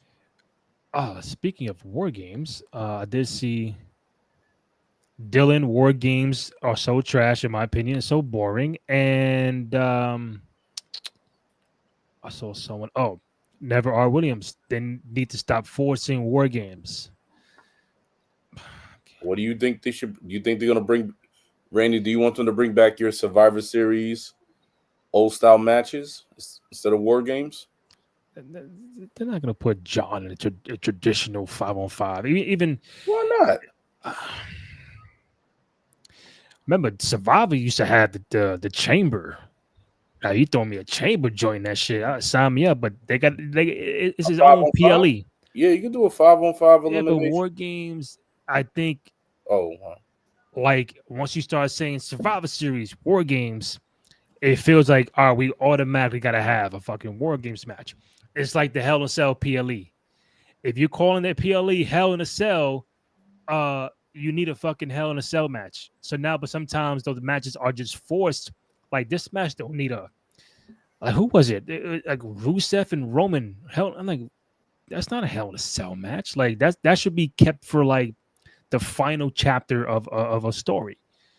With the War Games, all right, we're 2 months out. We're gonna be like, all right, the Vision as a faction should be involved, but you don't got 5 people, so now you gotta pick. It's the Bronze and Seth. If you do it intergender, you might throw in Becky, but if they keep it all guys, They got to recruit 2 people or 1 person, whatever War Games is, 4-on-4, 5-on-5. I mean, I think it's Brock. I think it's Brock. Okay, but Brock. you know, who knows where But it'll be nice if whoever that person is an actual member of the group. You know what I'm saying? Like they're saying like Evolution. Oh damn, I gotta pick a 5th member. Yo, Mark Jindrak, come on, come fuck with us. Nah, it can't be that. And with John, where's the story with John Cena? See, here's the thing though, Randy. Like as much as and when let me preface it, I don't disagree with you at all. Yeah. I think what we have on our hands is there are no more stories. We're just getting the matches that we wanted. There you go. So it's like that's the story. It's like, look, man, I got 4 more left. One of them's going to AJ. I think we all agree one will probably go to Dom. Who gets those 2? Yeah, right. Who gets those 2 in between or 2 other ones? I don't know. I don't think the Miz will be on that list, but to his point, he deserves it. So I don't know. Like it's just like you said, Randy. Like maybe they do go. All right, fuck it. Let's just have you go to WrestleMania if you got enough gas in the tank. If you add more dates, I think John can get in. Miz. There was even a thing where AEW was showing Copeland, Adam. I still say Edge and Christian. And he was saying, I'm going to go away, take care of my wife and everything. Everybody starts speculating. Oh, Edge is going to leave and go fight Cena and come back. Right. I mean, if you want to talk about fucking that would shake shit up. Everybody would fucking lose. Yo, Edge and Cena. I've been thinking about that shit. I mean, listen, that's Edge's and Cena's greatest rival. Right.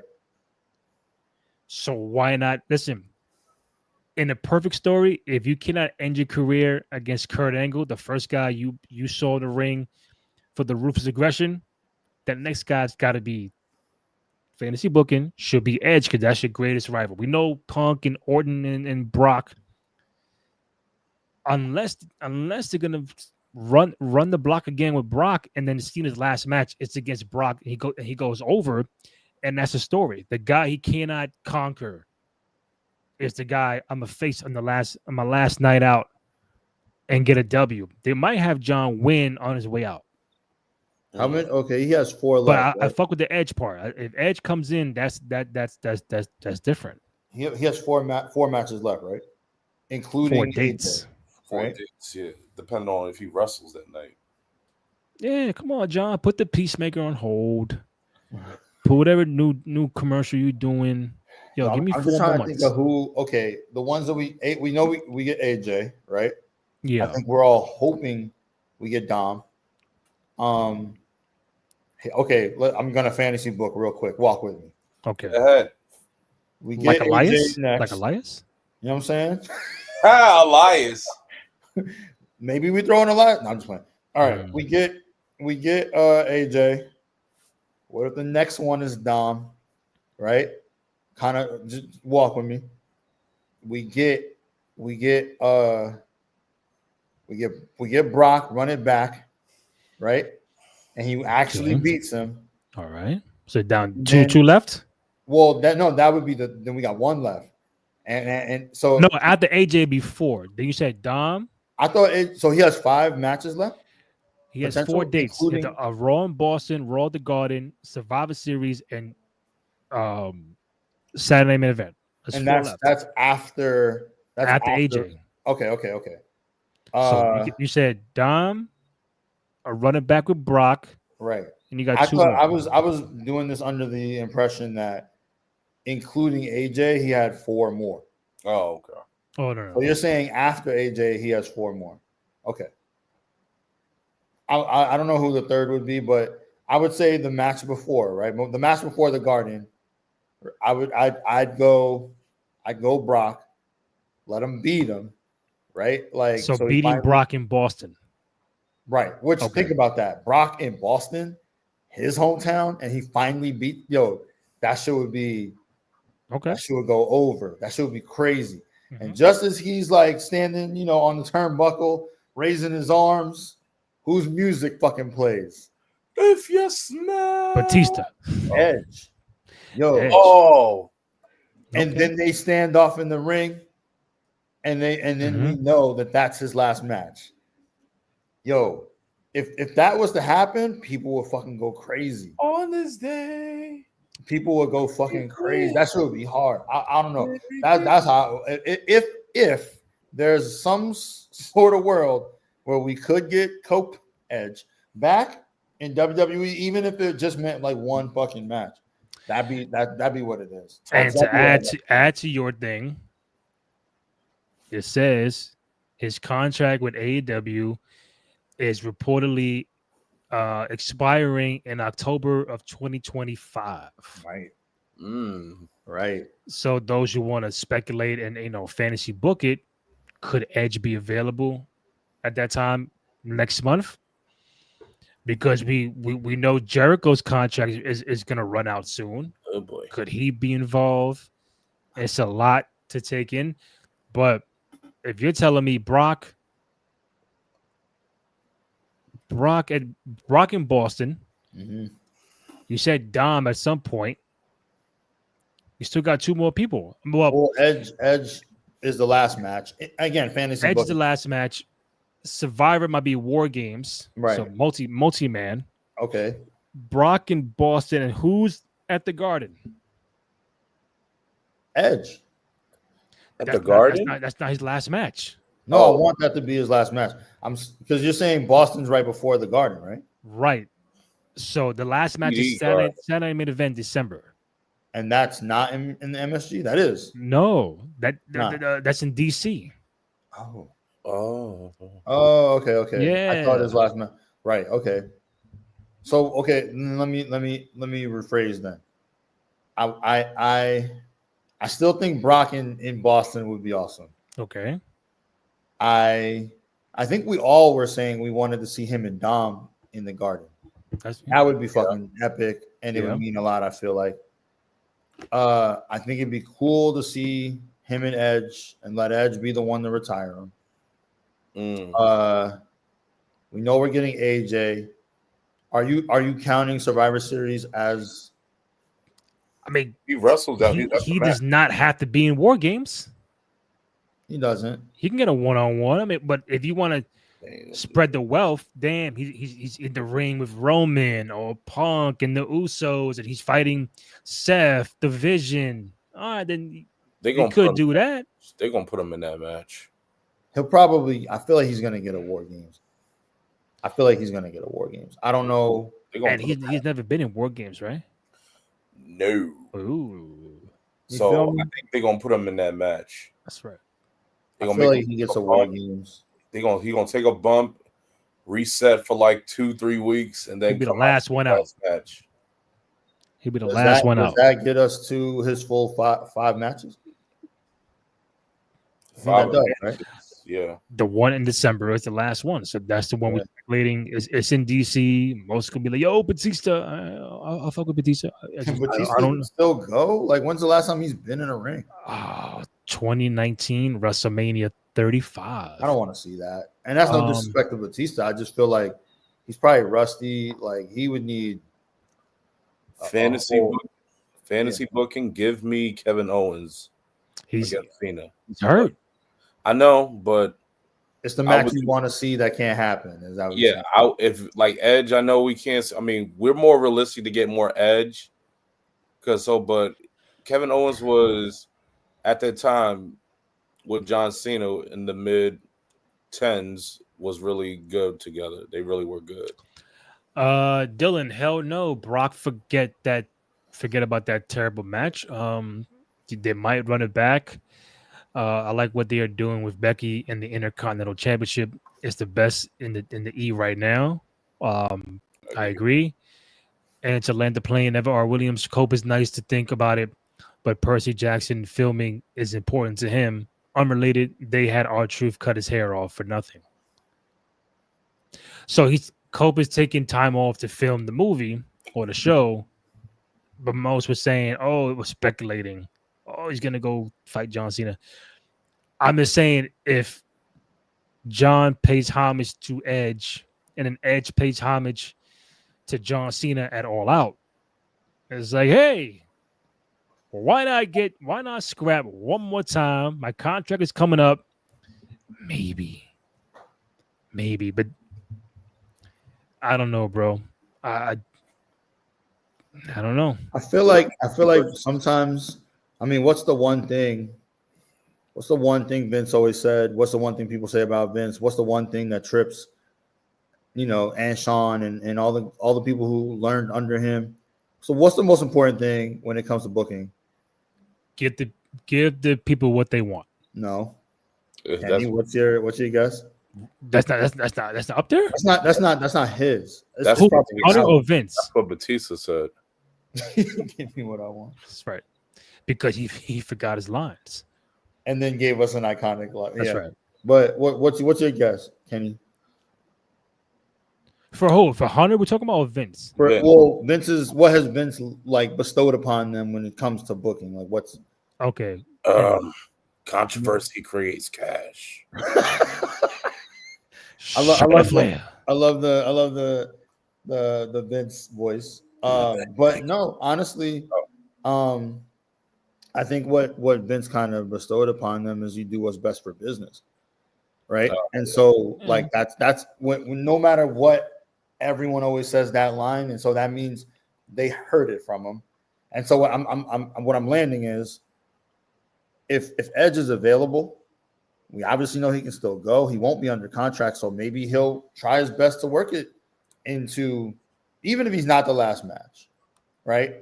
I could see, after next month, I don't know when he starts shooting Percy Jackson, but I could see Trips being okay with like, all right, cool, come in for a night. You know what I mean? Like one night, just for Cena.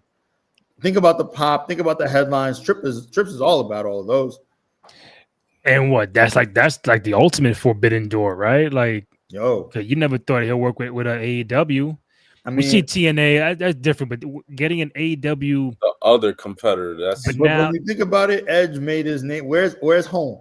You feel me? Yeah. Like we know who. You know what I'm saying? So it's like I could see him being like, at that point his contract is up, so he's technically not. You know what I mean? He's not with AEW. He's a free agent, right? That's what I'm saying. I'm like, I could see Trips putting all the AEW shit to the side and being like, all right, you want to come in for a night? You and John want to give it a run, and then Trips will probably use that to convince him to stick around. Yeah.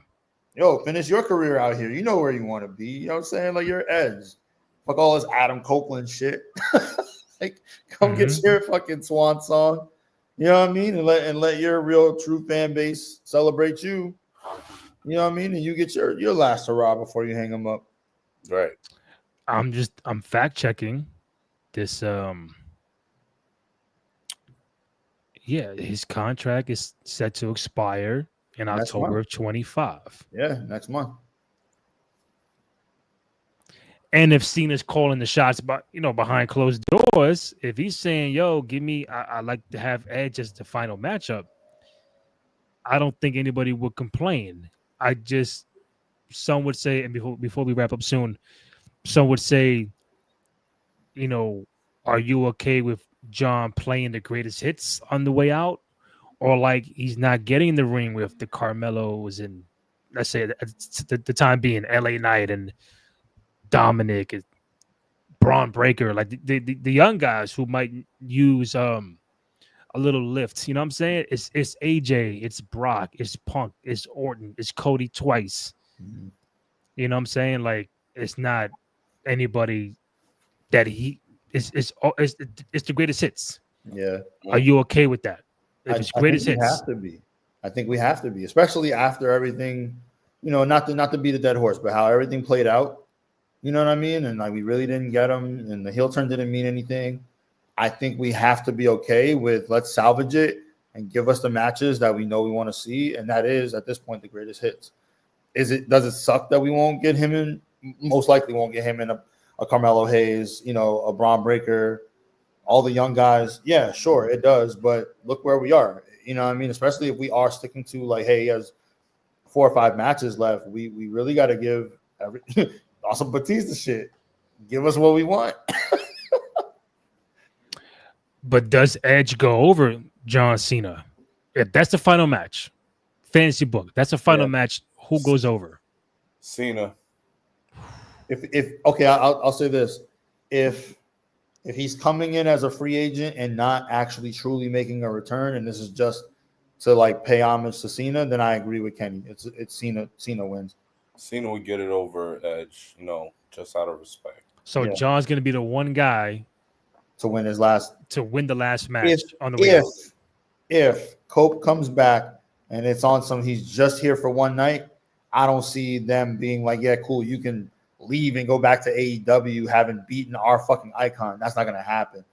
But if they can work it in where it's like, nah, like, he's sticking around and he's going to be like, get his like 6-month run or something like that, then yeah, okay, maybe you let Edge win. But what if it's John Cena's and Edge's final match?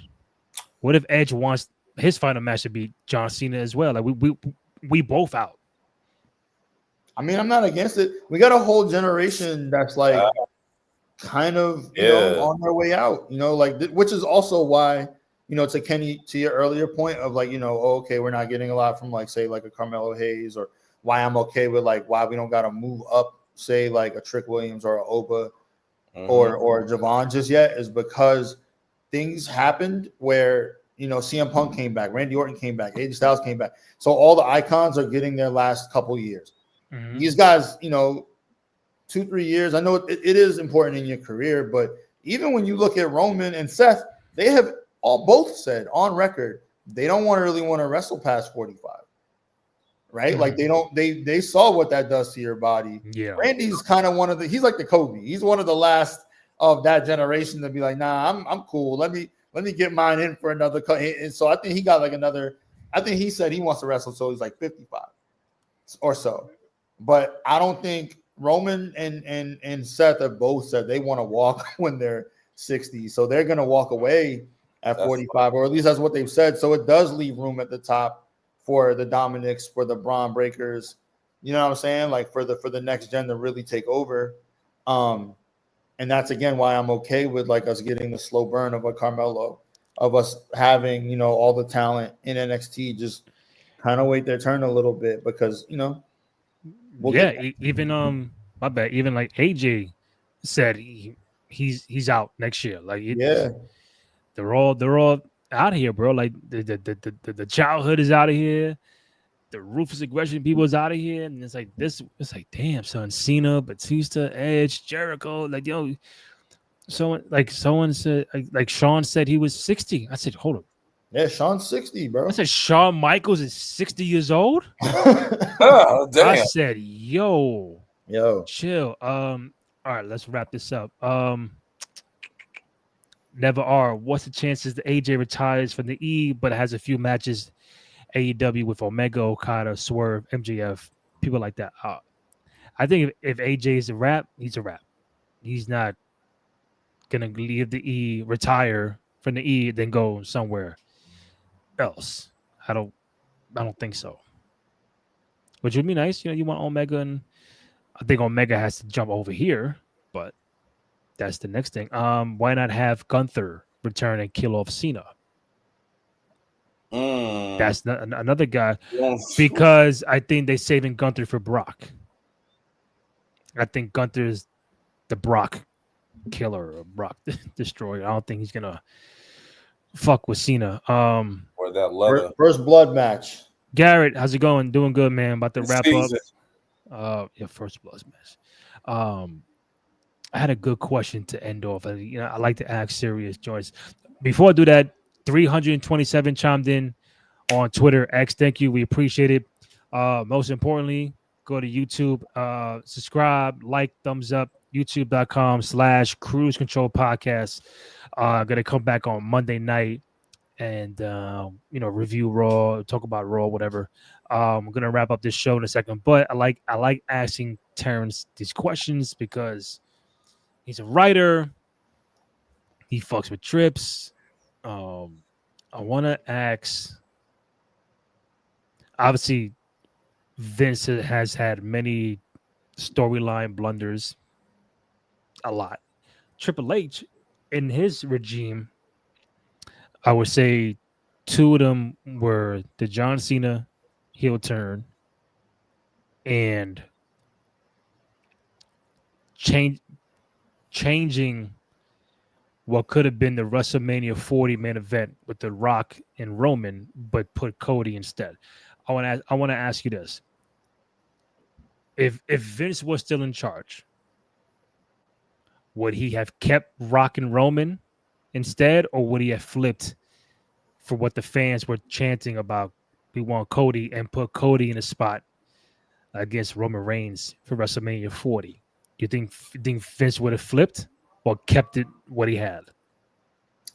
Growing up in the era that I did and knowing how Vince booked his shows and how, I mean, short answer is no, he doesn't change shit because like he believes that nobody knew wrestling better than he did, and think about like how much I would say like he loved being in control like that. That's why we always wonder where, the character began, and the man, and where the character ended and where the man began, because kind of we're dealing with one and the same sometimes, right? Like, so I think like if he felt like, no, this is our one opportunity to get it, Rock's still got a little left in the tank. Roman's hotter than ever. He might be in the top 5, top 4 conversation of all time. You know what I mean? He's my guy right now. All the things we're aligning. I don't see Vince changing that. I understand why Triple H did it. I don't think any of us are really mad about it. I think The Rock had to step away to go, film his movie. It seems like it's getting great reviews. So, it kind of is what it is in that regard. But if you're asking me, would Vince have changed it? Absolutely not. I don't care what the fans are saying. Absolutely not. I don't think Vince changes nothing.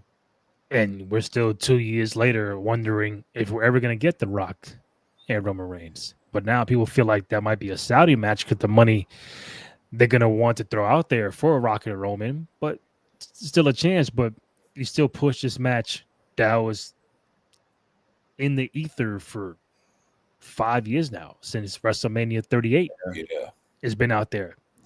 Wow. And then you don't do it at 39 because Cody won the Rumble. It's in Hollywood. You would think, oh, Hollywood, Rock, Roman, And then 40, we were at the 1 yard line, bro.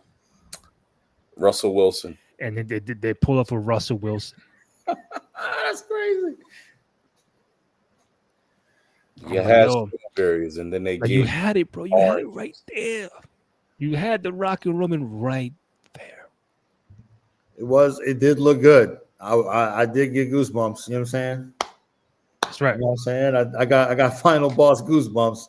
Damn. But yeah, I don't know. Music, you was like, oh, but yeah, I think Vince would have went with it. He's like, fuck what the fans think. I'm gonna play this. Y'all gonna like it or y'all not, but guess what? Y'all still gonna watch it and talk about it. Yeah. On that note, one more comment. We are out of here.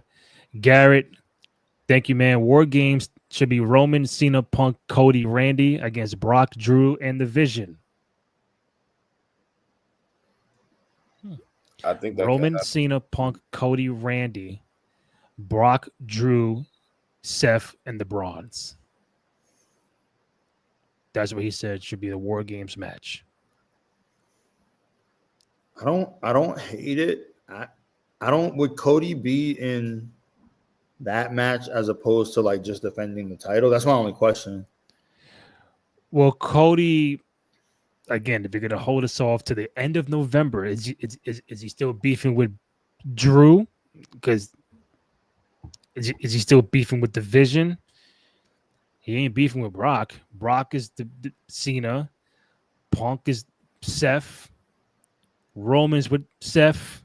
So they all tie in. Randy. I mean, he came out tonight to help. I think Randy and Cody should be going at it by Survivor Series. Well, we've been saying that for a while now. Like, when is bro? Randy 2 years now. Like, yo, what's up? Randy be looking at that title like the Viper. Nope. Like, what's up, bro? I'm chill. If Randy Orton cannot be Cody Rhodes, if that's the one person, if that's the one person you're gonna drop the title to, because it's history, legacy, our fathers, third generation. I was under your lineage. Come on, can Randy Orton? Was he a 13 time? He's tied with Hunter, I think. 14 time. Somewhere in that window, 13, So now he 14. could be a 15 time champion. Maybe I think we talked about this last time, right? Like I don't think he'll beat Cena's. Yeah. Nah, once Cena got that. Yeah, I don't think he'll beat Cena's, but I think he does deserve to win at least one more time. Yeah, I don't know. I don't know. At least one more time, right? I think he deserves to win it one more time. My question is, and this is a little bit rhetorical, but feel free to chime in. Will we get what's going to happen first? Randy taking the belt off of Cody, or Cody turning heel? Because we know one of the two is going to happen, and my money's actually on Cody turning heel before we see Randy take the belt off of him. That's where I think I think Orton wins over Cody before Cody does that. Because to us it makes sense. To the writers, to the bookers, not yet, pal. Not yet. Another year. See, the reason I feel like it's almost too obvious. Like, you know what I mean? Like it almost makes too much sense. So it's like, oh, okay, of course. But if we get the Cody heel turn and then Randy has to go get the belt some other way, it would at least throw a curveball. Like, you know what I mean? Like we at least wouldn't expect it. I think you have Randy beat Cody. Let's say Survivor Series, for example. They do the rematch at the Royal Rumble. Cody wins the belt back. CM Punk wins the Rumble. Picks Cody Rhodes for WrestleMania 42.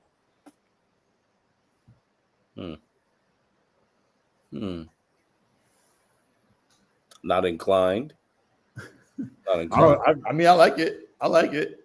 That's pretty good. Why not? Good. Why not? That means Roman and Seth got a scrap on the other side. Who's going for Seth's title? Well, it might mean that unless we get Roman Rock. It might be someone within his own vision that might go for that. All right, Roman Rock, Punk, Cody, Seth.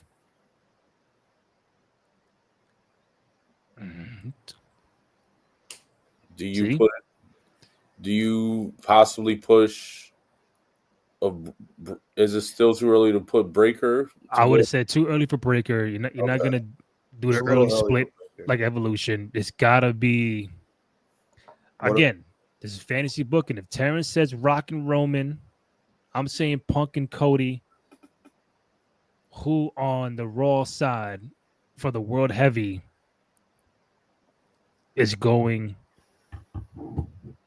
I mean, would it be? Is Gunther back in the conversation by then? No, give him someone else. He's not in season. What about? I mean, I my heart says Jey Uso just because I love him, but I don't see it. LA, no, we already did LA. No, I feel like they're never gonna put it on LA Knight. As much as I think I love it. The only person I could say, bro, is he a champion? LA Knight? No, is he a current champion? Would you do Seth Rollins and Sami Zayn? I don't hate it. I don't hate it, but look, I'm saying because he's never held any heavyweight championship. He's never have, and he's such a fan favorite. I got a lot of respect for Sammy. What's funny is I actually was thinking his ring soulmate in Kevin Owens, if he's healthy by then, which we don't know that he will be, but again, we're fantasy booking. I wouldn't hate seeing Kevin Owens actually be the one to go against the Vision or the leader of the Vision in Seth freaking Rollins, but it's got to be one of them, right? Would it be Drew? I don't think it'd be Drew. And to your point, Kenny, I think Gunther and Brock is the match for Mania. Okay. So that's what I'm saying. Who else is there for the World Heavy? That's if I'm saying Punk wins Rumble and chooses Cody Rhodes. He could choose Seth Rollins. He could he has to, right? Like I know because that was the original match for 40. So I think they're trying to pay off from some shit from 2 years ago. All right. But also, it Punk feels and like Seth. that's Right. Punk's chance to actually like go. Okay, listen. Punk and Seth. Who does Cody get? Are we running it back with Roman? Like Roman's involved in all this shit. But see, this is why you gotta do him and Rock at that point because Rock's getting old as shit too. Like he's looking good enough that I feel like he could give us a good match, but not like we talking about like next year. You know what I'm saying? Like Never are Braun and Brock. Gunther has stated on record that his dream match is Brock. I think Brock and Gunther is. I think it's too early for Braun and Brock. yeah, Braun's not there yet. He can't even get the fucking tag championships yet. Right. So to put him in that kind of, he's just not there yet. Nope. Yeah. So if it's Punk and Seth, who gets Cody? Oh, Cody? Oh, I don't know. Yeah, if it's Punk and Seth, who gets Cody? I mean, Randy. If they don't pull the trigger on Randy at no point in time, does Randy get Cody at WrestleMania? Maybe 5-2. Maybe Damian. He's not there yet either. He got to get to like that intercontinental space first. You know what I'm saying? I know you're just trying to think of some names. Bring I don't Damian know. back into the hunt. I know, but Cody? Damian and Cody? I don't even like that match. I don't like that match on Raw. That shit just don't go. Bring Cody and Does Cody versus Randy move the needle for you? I feel like it got to be Cody versus Punk. Or Cody and Drew. The Drew finally get over the hump. Bring it again. Bring it back. Run it back with Drew. Got to run it back. I like that because the build would be good. They have a history. I feel like, if Drew wins, we don't hate it. He gave us some work tonight, so yeah. So we're doing Punk and Seth, Cody, Drew, Rock and Roman, Brock, Gunther. So far for WrestleMania, 42. Yeah. I don't hate it. I'm watching that. I'm enjoying that. I'm gonna watch it regardless. If I can get my ESPN after work, I'm watching it. You know what I'm saying? Gentlemen, I appreciate you guys. Follow Kenny on social media at Cowabunga_K_E_N. My boy Terrence, Lower E Scribe on all social media platforms. Myself, Randy J. Cruz, RENDY. Letter JCRUZ. Again, find the podcast on SoundCloud, Spotify, Apple Podcasts, also on Amazon Music. And again, most importantly, YouTube.com/Cruise Control Podcast. Go ahead, download, rate, comment, like, subscribe, all that good stuff. Show some love and support for your boys on the program. Also on TikTok, 2 out of 3 Falls Pod. I got some very interesting comments when it came to the Mercedes conversation.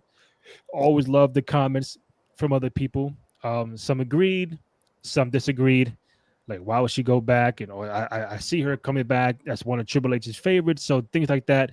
We appreciate the comments, whether it's on Twitter, Instagram, or TikTok. We should be back Monday night following Raw. So we'll see what happens with that. And if you guys are good to go for Raw, you let me know. Yeah, because we got to figure out the Crown Jewel shit. I don't know about the Crown Jewel shit. 8:00 in the morning is crazy to watch the pay-per-view. Then to cover it at like 11 in the morning. Right when I'm starting to wake up. I don't get out of bed on the weekends till 11. Gotta get that Folgers. You know what I'm saying? And shout out to the 343 who have chimed in on X. Thank you for the hour and a half or hour 54. Damn. Pulling out some long shows, man. Pause. For myself, Randy Cruz, Terrence Watson, Kenny Holt. Thank you. We appreciate it, and we'll see you Monday night. Wrestling is fruit. Remember that. That's right. Peace.